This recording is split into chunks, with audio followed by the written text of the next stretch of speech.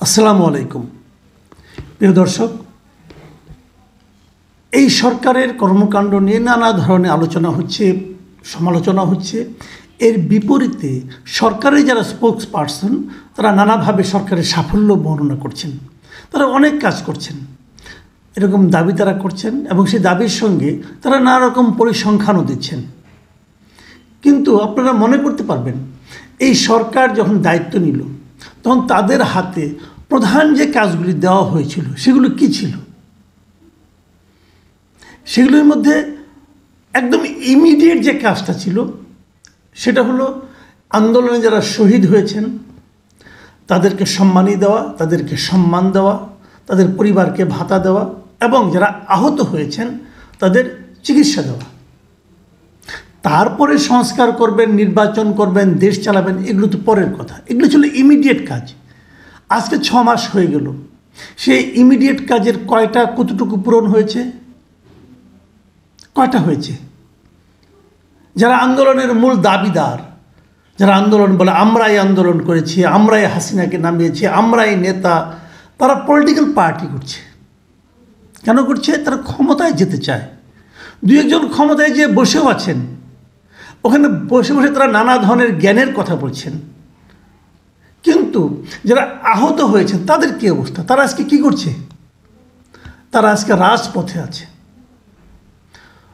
গতকাল থেকে আমরা জানলাম যে শনিবার বিকেল থেকে তারা কিন্তু রাজপথে বিক্ষোভ করেছিল আহতরা, যারা নাকি হাসপাতালে ছিল।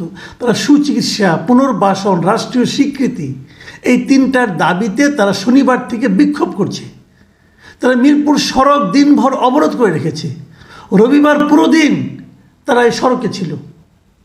24 ঘন্টা অবরোধের পরও তারা একজন আফসোস করে বলেছিল, 24 ঘন্টা হয়েছে আমরা রাস্তায় আসছি, আমাদের সঙ্গে কথা বলার একজন লোক নাই। তারা ব্যস্ত, নানা কিছু নিয়ে ব্যস্ত। কেউ কেউ বিয়ে শাদী করতেছে, সেগুলি উৎসব নিয়ে ব্যস্ত। একজন বিয়ে করতেছেন, তারা এখানে সমস্ত উপদেষ্টা যে শাড়ি ধরে ছবি তুলছেন, আনন্দের খবর, আনন্দের অবস্থা। হ্যাঁ, আর এরা এখানে রাস্তায় কেউ পঙ্গু হয়ে গেছে, কারো চোখ নষ্ট হয়ে যাচ্ছে, কারো চিকিৎসা হচ্ছে না, কি হবে কোনো ভরসা পাচ্ছে না। তাদের সঙ্গে আলোচনা করার মতো কেউ নাই। ওই বিয়ের আসর থেকে একজন এখানে আসলেও তো পারতেন, কথা বলতেন। কি করছেন আপনারা? এবং তারপর তারা বাধ্য হয়ে সেখান থেকে আজকে আমি যখন এটা পড়ছি, যখন আমি এই অনুষ্ঠান যখন করছি, যখন এই ভিডিও করছি, তখন আমি সর্বশেষ যতটুকু জেনেছি তারা প্রধান উপদেষ্টার বাড়ির দিকে যাচ্ছে, বাসার দিকে যাচ্ছেন। কে জানে, হয়তো রাস্তা লাঠিপিটাও খেতে হতে পারে। পুলিশরা আজকাল যে কোনো বড় বড় গল্প করে। 150-র মতো আন্দোলন থামিয়েছে। আপনি আন্দোলন থামাতে বলেছে কি ভাই? আমরা কি আন্দোলন থামানোর জন্য একটা সরকার এনেছি? আপনি আন্দোলনটাকে প্রতিহত করবেন না, আপনি আন্দোলনের যৌক্তিকতা শুনে সে অনুযায়ী ব্যবস্থা নেবেন। এমন ব্যবস্থা নেবেন যাতে নাকি তাদেরকে আন্দোলন না করতে হয়। সেটা কি করতে পেরেছেন? আপনি তো জনগণের সরকার হয়েছেন, তাই না?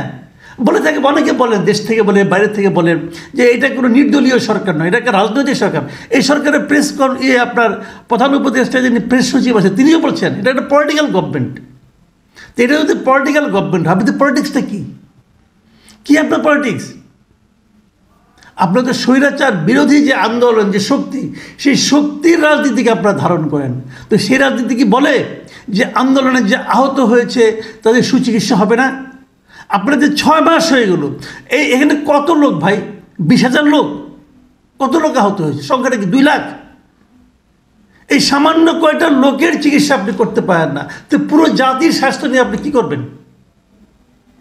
একজন অথর্ব মহিলাকে দিয়েছেন সেই স্বাস্থ্য মন্ত্রণালয়ের দায়িত্ব পালন করার জন্য। হচ্ছে নাকি দেশে? এই প্রশ্নের জবাব কে দেবে? আচ্ছা, আহতদের কথা না হয় বাদ থাক, আমি এখন একটু যারা নিহত হয়েছেন এই জুলাই আন্দোলনে একটু তাদের কথা বলি। তারাও কিন্তু শনিবার দিন বিক্ষোভ করেছেন। তারা কোথায় করেছেন? প্রেস ক্লাবের সামনে করেছেন। প্রেস ক্লাবের সামনে তারা জানিয়েছেন, একটা প্রেস কনফারেন্স করেছেন তারা, এবং সেই প্রেস কনফারেন্স থেকে তারা জানিয়েছেন যারা শহীদ হয়েছে এই জুলাই আন্দোলনে তাদের পরিবারগুলোর কোনো রকম খোঁজখবর অন্তর্বর্তীকালীন সরকার নিচ্ছে না। তারা স্পষ্টভাবে বলেছে। এবং তারা এটা বলেছেন তারা মানবেতর জীবনযাপন করছেন। এবং তাদের সঙ্গে কেউ কোনো যোগাযোগ পর্যন্ত করছে না। তারপর তারা দাবি মেনে নেওয়ার জন্য 3 তারিখ পর্যন্ত, মানে আগামীকাল পর্যন্ত একটা আলটিমেটাম দিয়েছে। যদি এর মধ্যে তাদের সঙ্গে সরকার বৈঠক না করে তাহলে তারা রাজপথে অবস্থান করবে, অনশন কর্মসূচি ঘোষণা দেওয়া হবে। 4 তারিখে তারা এই ঘোষণা দেবে। এখন আপনি ভাবেন কেমন হবে দৃশ্যটা, যে যাদের জীবনের বিনিময়ে এই সরকার ক্ষমতায় গেল, যাদের জীবনের বিনিময়ে তারা ক্ষমতায় বসলো, যারা কখনো চিন্তাও করেনি তারা উপদেষ্টা হবে, মন্ত্রী হবে, যাদের রক্তের বিনিময়ে তারা গেল, তাদের পরিবার সদস্যরা কেমন আছে তারা কোনো খবর নিচ্ছে না। অথচ এটা কমিটমেন্ট ছিল, এটা নিয়ে কাজ করবে এই ধরনের তারা অঙ্গীকার করেছিল, শুরুর থেকেই অঙ্গীকার ছিল। সে অঙ্গীকারে কী হলো? সবাই ভুলে গেল তো তাড়াতাড়ি, তাদেরই সরকার ভুলে গেল। এই হলো আমাদের দেশ এখন, এই হলো আমাদের এই অন্তর্বর্তীকালীন রাজনৈতিক সরকার। অন্তর্বর্তীকালীন রাজনৈতিক সরকারের রাজনীতি নিয়ে আমরা কি ভাবতে পারি? কতদূর যাবে এরা? এদের মূল লক্ষ্য হলো এখন যে ঠেলে ঠুলে কতদিন ক্ষমতায় আরও থাকা যায়, তারা মনে হয় এই ধান্দা এখন আছে। এবং নির্বাচনকে কত পেছানো যায়, তারা নাকি সংস্কার কর্মসূচি করবে। কোথায় সংস্কার হচ্ছে? এর মধ্যে আমরা দেখেছি যে 4টা কমিটি তাদের সংস্কার প্রস্তাব দাখিল করেছে, তো সেগুলো নিয়ে আলোচনা শুরু করছে না কোনো সরকার। আজকে 2 সপ্তাহ বেশি পার হয়ে গেল, সেগুলো নিয়ে কিন্তু কোনো আলোচনা নেই। কেন আলোচনা নেই? আলোচনাগুলো শুরু করেন, যত দেরিতে শুরু করবেন তত দেরিতে এগুলো সমাধান হবে। তাহলে আগেই গেলেও শুরু করছেন না, এরপর আরও সংস্কার আসবে, তো সবগুলো নিয়ে তো আপনি আস্তে আস্তে এরকম রয়ে আসে যদি কাজ করা শুরু করেন তাহলে তো আর কোনো কাজ হবে না। এগুলি করতে করতে আপনার 3-4 বছর কেটে যাবে। আর এর মধ্যে আপনারা নানা ধরনের উদ্বোধন করে মোটামুটি একটা ভাব নেবেন। আপনাদের মন্ত্রীরা হেলিকপ্টারে যাবে শীত বস্ত্র বিতরণ করতে। বাহ, কি আনন্দ, কি মজা! লটারিতে পাওয়া মন্ত্রিত্ব খুব মজা লাগে না? প্রিয় দর্শক, আমি আসলে চূড়ান্ত রকম হতাশ। ডক্টর ইউনূস এগুলো দেখেন কিনা, বোঝেন কিনা, তাকে এগুলো কোনোভাবে টাচ করে কিনা, এই যে নিহতদের কান্না, তাদেরকে নিহতদের আত্মীয় স্বজনের যে কান্না, এটা ডক্টর ইউনূসকে টাচ করে কিনা, আহতরা যে হুইল চেয়ার নিয়ে তার বাসা দিকে অগ্রসর হচ্ছেন, এতে উনি বিরক্ত হচ্ছেন, আনন্দিত হচ্ছেন, না কি হচ্ছেন, এটাও তো বুঝতে পারছি না। উনি তো আবার শান্তিতে নোবেল পুরস্কার পেয়েছেন, যে এখানে কোথায় শান্তি এটাই তো ধরতে পারছি না। প্রিয় দর্শক, এরই মধ্যে অনেকে বলে থাকেন আমি নাকি সরকারের খালি সমালোচনাই করি। আমি আবারও বলি, ভাই, সমালোচনা করে কাউকে বাড়তি কোনো সুবিধা দেওয়া আমার লক্ষ্য নয়। আমার লক্ষ্য একটাই, যে সাধারণ মানুষ কি ভাবছে সেই কথাটা আমি উচ্চারণ করতে চাই। আজকে সবগুলো পত্রিকায় এই নিউজগুলো এসেছে, এই নিউজগুলো মানুষ পড়ে মানুষের মনে কী রিয়াকশন হতে পারে, আমার মনে কী রিয়াকশন হয়েছে সেটাই আমি আপনাদের সঙ্গে শেয়ার করছি। এবং যিনি সরকারে থাকবেন আমি তো প্রশ্নটা তাকেই করব, তাই না? তো সেই প্রশ্নটাই আমি করছি।